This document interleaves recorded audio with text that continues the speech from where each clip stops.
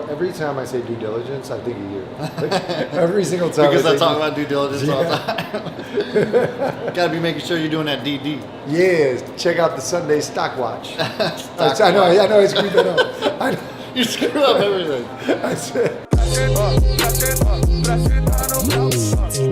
So how is it that you structure your time so that you're not burning out? Because you're a pretty intense guy. intense in what way? I don't know. You're People keep telling me this. No, you self-promote yourself as an intense guy, and that people can't keep up with you. Really? That people can. I know that That's- I bring that's up what- that I'm intense, yeah. but do I say that people can't bring? Yeah. You said- Really? Yeah. People have because you tell Bring me it. you tell me that all the time. I say that you can't keep up, or that I say don't try to keep up. Well, you said don't try to keep up, but Two that's pretty very different things. It's really not. What? It's passively aggressively saying you can't keep up. Exactly. But no, I think this is a real thing. It's like people try to measure themselves against something. Like that's my point, and I understand how it comes off. The reason why I say intense is because Sharif at Raleigh Raw tells everybody I'm intense. I never thought of myself as intense, but I don't know. Am I intense? I don't think I'm intense Not to in a me. bad way. No. I think I'm just very, very, very focused. I would say you're very, very focused. Thank you. What else do you like about me? But no, I mean, how do you? I don't know. So how do I Because structure my time? Yeah, because following you and just knowing you for as long as I have, you work hard, but you play just as hard. Do you follow me like you stalk me? I do. GPS and everything. I think that, so I don't feel like I work hard. I don't really feel, I feel like I work. I'm very I'd like to think I'm very efficient, but I'm always trying to get better.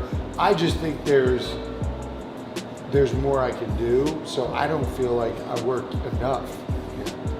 But with that said, I decided a long time ago. So when I first became a manager when I was 20 years old, and I had it all wrong.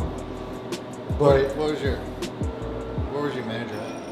it was a tiki bar called Tiki Bob's in Tiki Baltimore. Bob? Yeah, power plant. Oh, was it really? Yeah, so you know where Rock Bar is? It's like above Yeah, Lucky's. Yeah. Yeah, there used to be a tiki bar. It was an outdoor bar, only Oh. summertime. But during this, like, the off season, I worked at McFadden's, which I've was heard of below it. it. Yeah. Like it was like Bar Baltimore was there. Have a Nice Day Cafe was there.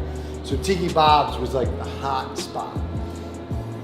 All the bartenders were like in bathing suits. It was a shit show, to be honest with you. But when I got my first management job, which was kind of like an accident, I fell into it.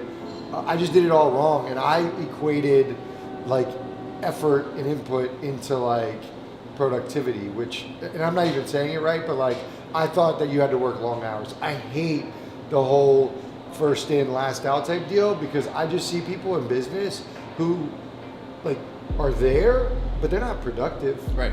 So I'm not a big fan of 40-hour work week. Like I'm not a fan of like clocking in, clocking out. I just believe it's results oriented work. What's the job? Get it done. If it takes 3 hours, cool. If it takes 8 hours, that's fine. You find that most businesses are moving towards that. There's more people that are telecommuting and everything If they're else. smart, they would. Yeah. Oh, I mean, I'm with you. Like, if you get the job done, who cares how you get it done? As long as it gets done exactly when it's supposed to be done, even if it's done early. Like, if you put in 40 hours or 20 hours, what's it matter? Yeah, so that's easy. So what you're gonna find, I think, is when you start hiring employees. Right now, you and Jake with WeTrade HQ, you have skin in the game. So your livelihood is dependent on the effort you put into it. So I'm not saying it's not possible. I believe in a results-oriented model. However, what then happens is you're gonna hire your first employee, you're gonna have employees, and basically you're gonna see the bottom line. You're gonna be like, I'm shelling out, let's just say you're shelling out $50,000 a year in salary for what? And maybe you're getting results, But what if you miscalculated how much time it's going to take, right? So like the first employee you have, you don't know. Right. So if you miscalculate it, then you're going to be like, shoot, I'm paying you $50,000 for what? You should stick to whatever whatever you said, but it's not. That's not how it always plays out. So like, what do you mean by like? Are you talking about just like various projects that might be assigned to that employee or whatever? That if we just say, hey, we need this done by this date. I guess it's hard to quantify like what you end up paying that person too, right? Like how do you put because that's why the 40-hour work week makes so much sense, because it's like I'm just going to pay you 48-hour work week. 40-hour. Oh, I'm sorry. The 40-hour work week, your typical 9 to 5. Yeah. That's why it makes sense, because you're quantifying each hour that you're working. Yeah, but who says 40 hours? I don't get that. Like, help me understand how 40 hours was the predetermined time that people working 40 Well, hours I don't would be know. working. I'm just saying, like, that's how people quantify it. Yeah, so maybe you start with hourly. I mean, have you thought about, like, how do you plan on, like, at some point you're going to get an employee. Yeah. Do you think it's going to be like, the easiest solution seems like start them out hourly, figure out how long it takes, Yeah. and kind of mold them into a salary position potentially. Yeah, I mean, and I kind of done that already. Not really thinking, but I probably should have tried to figure out what the worth was, because I have people that I pay now. They're not necessarily employees because they have their own businesses and I just pay for their services. Yeah. But I was paying like for each item that I would have them do, like, whatever project it was. I would pay them per project, Yeah. and then I would just, you know what, I'm tired of paying per project. Let me just pay a certain amount per month. Yeah. And then we just leave it at that, but never really actually evaluating like what that's worth. And I think that's the challenge, is that I don't know where to even start with that. It's easy to just do by the hour because that's what's easy, but is it the best use of my money and their time? Potentially. You could reverse engineer it. Your industry's a little bit different, but what you could do is you could determine value of something, right? So what's the ROI? So if it's a project that has a deliverable and you can track sales to it or revenue, and then you can reverse engineer it because you have KPIs, you have benchmarks. So let's say you know that you want your cost of goods, when we say cost of goods sold, it's virtual, but like you want to have a 50% ROI, well then you backtrack it. Well, how do I know what my ROI is if I'm a brand new company? Like, how do I know, like... You're going to be doing it. Yeah, but I mean, if I have to pay them up front for services rendered or whatever, like, I can't sit around and be like, well, let me sit and wait to see what my return's going to be on this before I pay you. Like, there's some due diligence up front. Every time I say due diligence, I think of you. Like, every single time. Because I talk about due diligence all the time. Got to be making sure you're doing that DD. Yeah, check out the Sunday stock watch. I know I screwed that up. You screw up everything. I said, that's horrible. He does. Every time he tries to make fun of me, he does it wrong. I said, the last one I said, welcome to WeTrade HQ. Yeah, welcome to, This is B. Smith from WeTrade HQ. I mean, own the chaos. No, so I'd like to think before you started your company or before you do that, you talk to people in the industry. Like, you could get that information. And so at least that's a starting point and you have a general idea.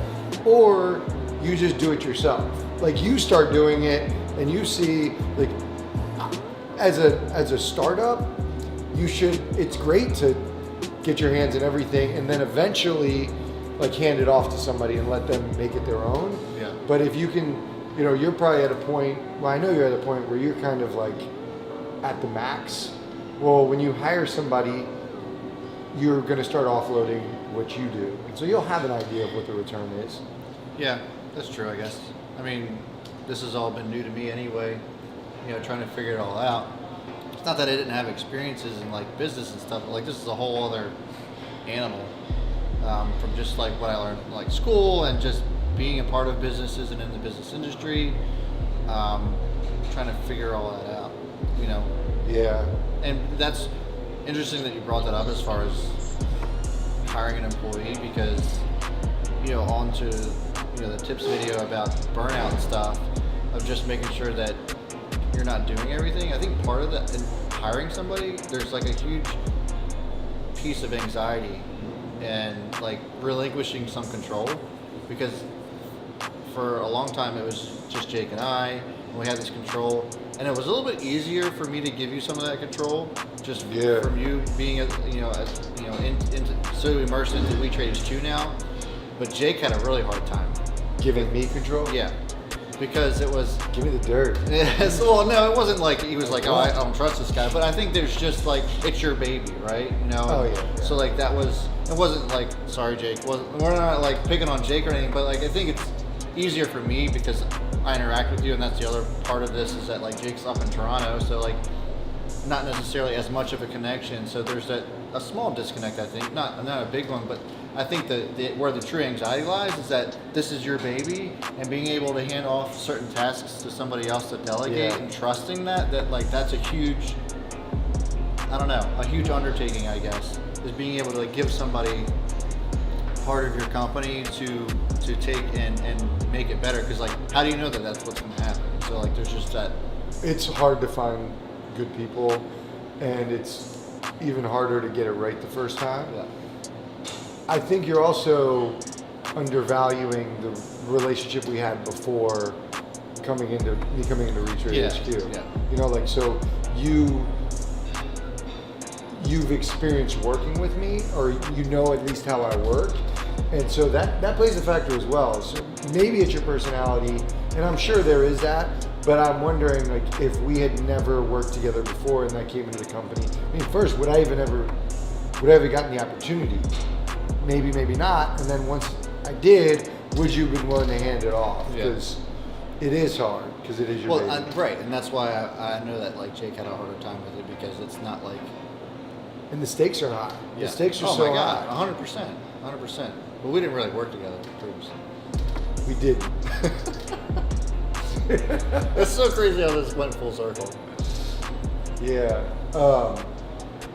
Which comes to mind, I think.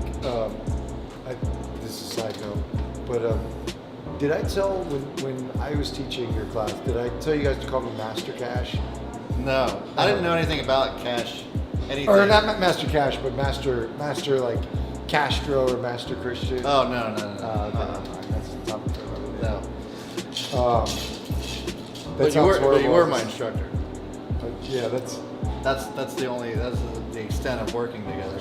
Yeah, but obviously, if I work in an institution, and I mean, semesters are 15 weeks, and we'd still stay in contact with that. There's that credibility, so it's fair. But I think that also my approach in how working with you guys. I mean, I specifically said when I pitched you guys, like, there's going to be people that are better. There's going to be people that are more educated and smarter and know what's up with the trends. I won't be that person, but I know that I'll be able to care about your business more than them. Like we've talked about like how that's sort of the fundamental crux of like what my business is built upon. Yeah. So that probably satisfied in you. Okay, here he's going to care about my business, which I think a lot of people. It's a different approach. It's not everybody takes that approach. I think more people take approach on. We were talking about marketing and social media, like, oh, we're going to get you X amount of likes, and we're going to get you followers, and we're going to get you engagement and branding. Yeah.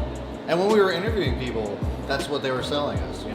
We're interviewing people for your spot. Still don't believe you interviewed anybody. It was a rough road. We'll name the companies right now. There's no companies. They were just people that we found on the internet. Oh, jeez. No. Name them right now. I don't even remember their names. Tag them. David, tag them. But, there's some guy from London. I know we spoke to a British guy. That was really odd. But, basically, everybody that we talked to was like, well, we can produce this amount of, they were just throwing out metrics and not really throwing about, like, not one of them asked us really kind of what we did. Yeah. Day in and day out, and what we did as a business. It was just, oh, well, I can just put your name out there and you're going to get all this exposure. And that was just kind of it. Yeah. So by the way, did we get just way off? I think we did. I have no idea what we're talking about at this point. No, that's all fair. Back to your original point. I am very intense within a framework, and outside of that framework, I am unapologetic into whatever I do. Like, so let me explain that. So like, I used to feel guilty if I took a day off in my business because that was an opportunity of work. Yeah. I used to feel guilty if I wasn't as productive as I needed to be. I know myself, and I know that like towards the end of the day, I beat up on myself. I'm less productive, so I try to get up earlier. However, if I just feel like I don't have it towards the end of the day, in the past I've gotten really discouraged, and it's basically like parlayed into one crappy day turns into 2 to 3 crappy days. Now I'm like, okay, I'll cut it off. If I'm not feeling it, if I'm not productive, I'll cut it off. I won't feel guilty about it, knowing that the next morning I'll be recharged 9 times out of 10. And so I go hard, but I do also go hard on the opposite end.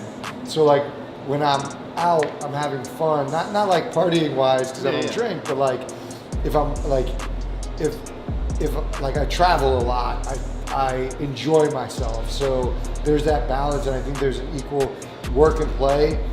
There's got to be a balance. So if you're working hard, I want to play equally as hard. Well, that's why you do it. You know, you live this life as a business owner or entrepreneur so that you can basically get it to a point to where you can go enjoy life.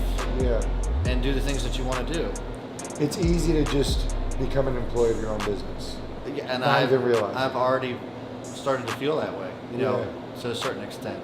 And yeah, I mean, I think just being able to remind myself that I need to take some time for me has been the biggest challenge. But it kind of goes back to that, you know, this is your baby and you don't want to see it, you know, topple over or whatever. And you feel like sometimes that if you step away for a couple hours or even step away for a day, that something catastrophic is going to happen. And I think it's just having that, you know, realization that it's going to be okay. Like people aren't going to flip out.